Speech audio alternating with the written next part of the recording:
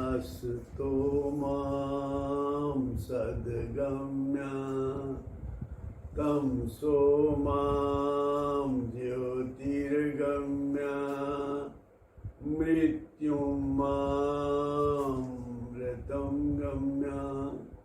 ॐ शांति शांति शांति।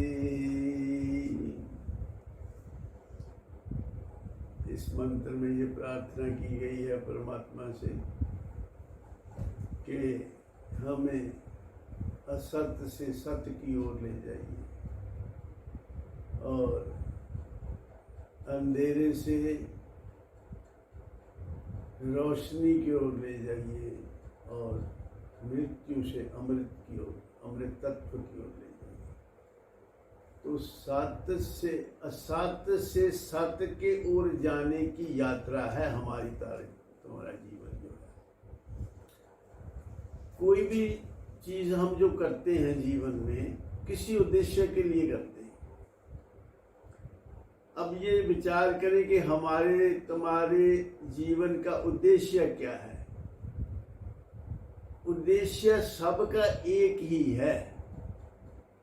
चाहे कोई कुछ भी काम करता है, कोई व्यापार करता है, नौकरी करता है, या कोई प्रोफेशनल है, वकील है, डॉक्टर है, किसान है, दुकानदार है, उद्देश्य सबका एक। उद्देश्य सबका एक क्या है कि ये हम इस जीवन में सुखपूर्वक रहें,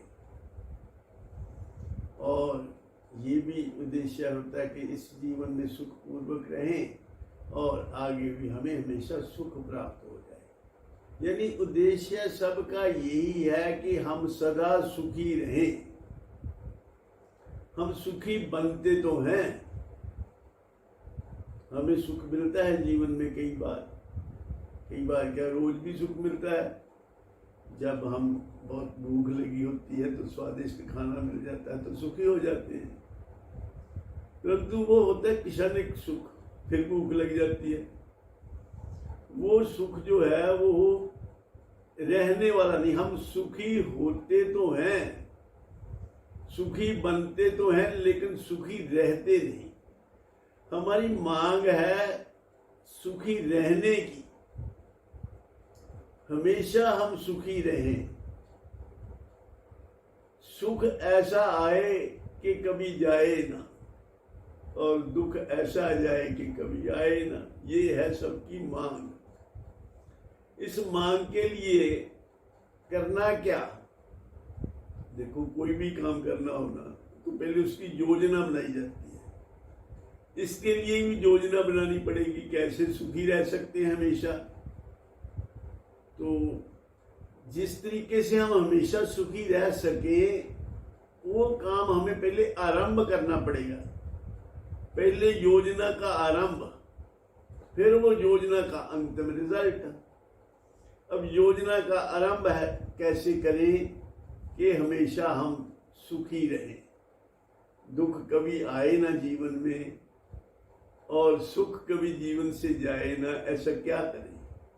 तो इसमें हम देखेंगे इसमें भगवान की क्या आज्ञा है, क्योंकि हमारे जो जितना भी हम अभी चर्चा कर रहे हैं ये गीता जी पर आधारित है। तो इसलिए भगवान की आज्ञा देखें गीता जी में क्या भगवान ने कहा है। इसको जो हमारा लक्ष्य है, इसकी प्राप्ति के लिए भगवान ने क्या आज्ञा दी है। क्योंकि भगवान तो झूठ नहीं बोलते, और साधना जो भी करनी है वो अगर उसकी आज्ञा के मुताबिक की जाए तो वो ठीक होगी। उनसे ज्यादा ठीक कौन बता सकता है। तो भगवान ने गीता जी के 12वें अध्याय के 13वें मंत्र में ये बताया, अद्वेष्टा सर्वभूतानां मैत्रय करुण एव च निर्ममो निरहंकार सम दुख सुख क्षमी संतुष्ट सततम योगी यथात्मा दृढ़ निश्चय मयि अर्पित मनो बुद्धि यो मद्भक्त सा मे प्रिय। अगर हमें भगवान का प्राप्त हो जाए प्यार तो और क्या लेना। तो भगवान ने कहा मुझे वो प्यारा है जिसमें ये गुण है। क्या क्या गुण बताए भगवान ने? सबसे पहला गुण भगवान ने बताया अद्वेष्टा सर्वभूतानाम, सभी भूत प्राणियों के प्रति उसके मन में द्वेष ना हो, किसी के प्रति द्वेष ना रखे, सबको अपने जैसा ही समझे। ये ना समझे ये तो मुझे प्रिय है, ये मेरा दुश्मन है, ये मेरा दोस्त है। व्यवहार में थोड़ा बहुत हो सकता है, लेकिन अपने अंतर मन में किसी के साथ बैर भाव न रखे, किसी के साथ द्वेष न रखे।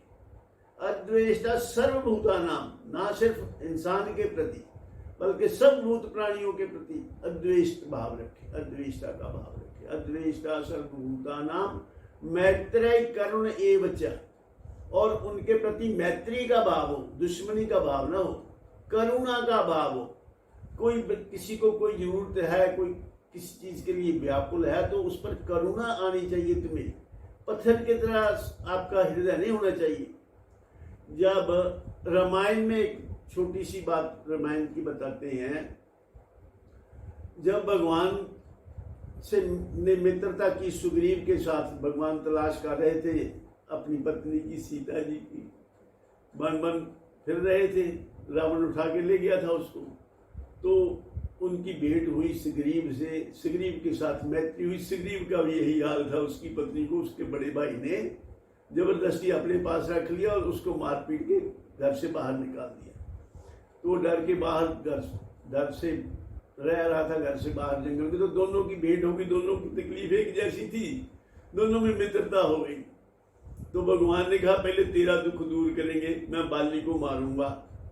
तो ज्यादा लंबा नहीं करते, तो भगवान ने बाली को मार दिया।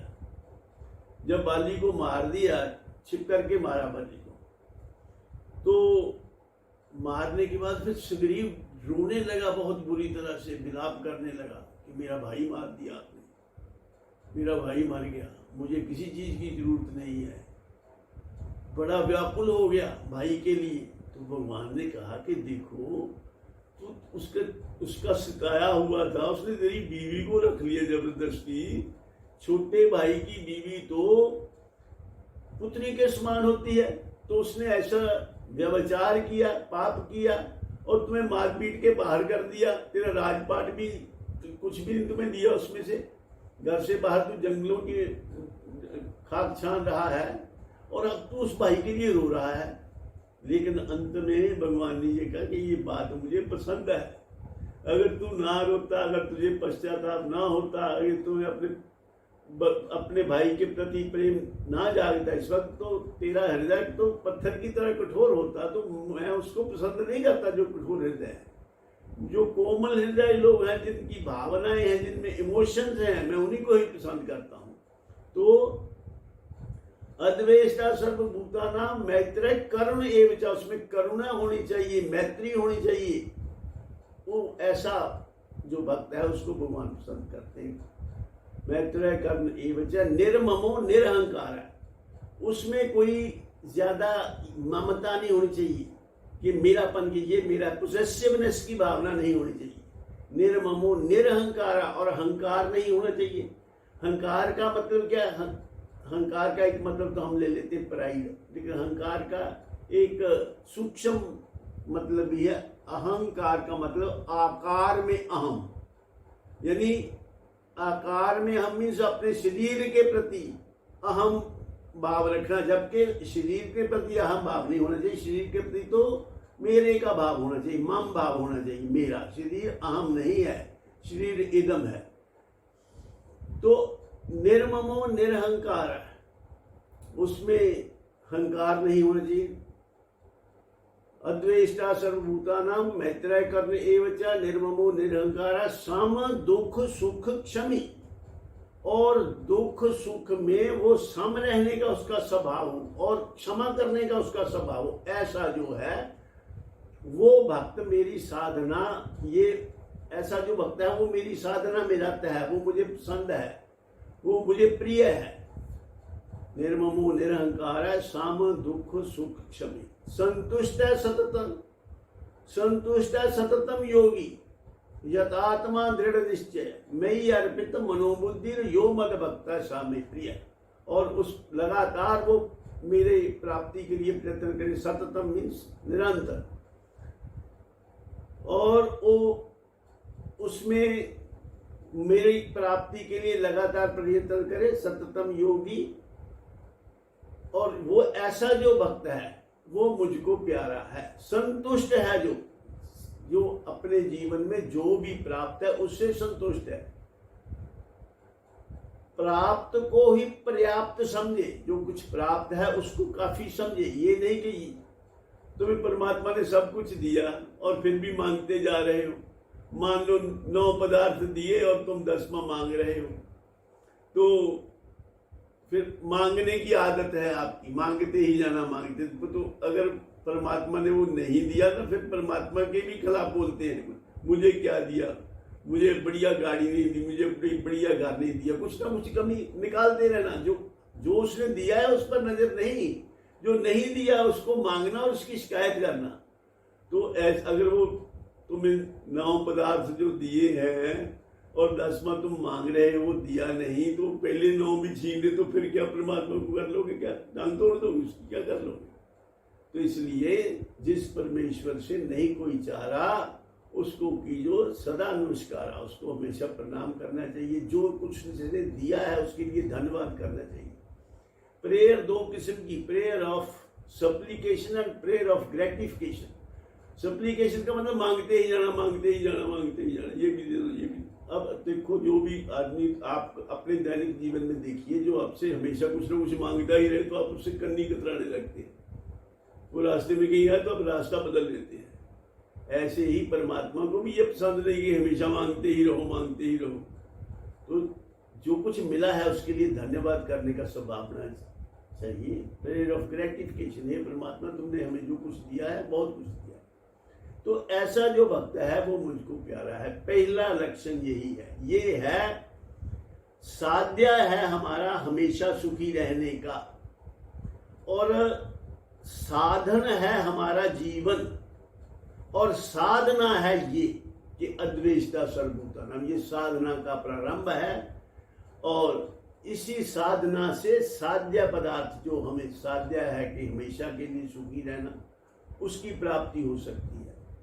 उसकी प्राप्ति, उसी को ही परमात्मा कहते हैं। आनंद परमात्मा का ही नाम है। परमात्मा को सत्य चित्त आनंद नाम से हम डिफाइन करते हैं। परमात्मा सत्य है, परमात्मा चेतन है, परमात्मा आनंद स्वरूप है। सत्य क्या? सत्य का मतलब जो हमेशा रहे, सत्य वही जो एक रस, अप्रवर्तित निर्विकार, परिवर्तित है, स्थिर नहीं, माया चल स्वीकार। परमात्मा सदा रहने वाली चीज है, और परमात्मा चेतन है, जड़ नहीं है, और परमात्मा आनंद है। तो आनंदित रहने का स्वभाव बनाए अपना। अनकंडीशनल हैप्पीनेस, हमेशा प्रसन्न रहेंगे तो आपकी बाह्य परिस्थितियां भी ऐसी बन जाएंगी कि जो आपको प्रसन्न रखने में सहायक होंगी। ऐसे नहीं होना चाहिए कि ये हो जाए तो तब प्रसन्न हो जाऊं, ये मिल जाए तो तब प्रसन्न हो जाऊं। ऐसा नहीं हो सकता। अगर आप कहें कि मैंने यहाँ से, मान लो मैंने यहाँ से जाना भारत नगर चौक, तो मैं ये वेट करूंगी सारी बत्तियां ग्रीन होंगी तब मैं यहाँ से चलूंगा, ऐसा नहीं होता। जीवन ऐसे नहीं जिया जाता। चलो, चलना शुरू करो तो जरूर पहुंचोगे, बस चलोगे ही नहीं तो पहुंचोगे कैसे? तो इसलिए सत्संग सुनना और समझना और उस पर अमल करना, इस तरीके से ही परमात्मा की प्राप्ति हो सकती है। श्रवण मनन निध्यासन ऐसा बताया गया है।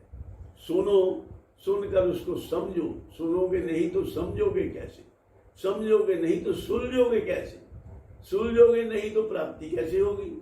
इसलिए आनंद की प्राप्ति या परमात्मा की प्राप्ति या हमेशा सुखी रहने का जो आपकी इच्छा है, उसके लिए आपको गीता जी पे जो भगवान ने रास्ता बताया है, अद्वेष्टा सर्वभूतानाम, इसकी ही प्रैक्टिस कर लीजिए। अद्वेष्टा सर्वभूतानाम मैत्रेय कर्ण एवच निर्ममो निरहंकार है सामा दुख सुख क्षमी, और संतुष्ट है सततम योगी यतात्मा दृढ़ निश्चय मैया अर्पित मनोमुद्धिर यो मद भक्ता सा मे प्रिय। इसको याद करने का से पूरा लाभ नहीं होता, इसको अपने जीवन में उतारने की हम कोशिश करें। ये है साधना का प्रारंभ और इससे साध्या की प्राप्ति होगी। सर्वे भवन्तु सुखिनः, सर्वे सन्तु निरामया, सर्वे भद्राणि पश्यन्तु मा कश्चित् दुःखभाग् भवेत्। ओम शांति।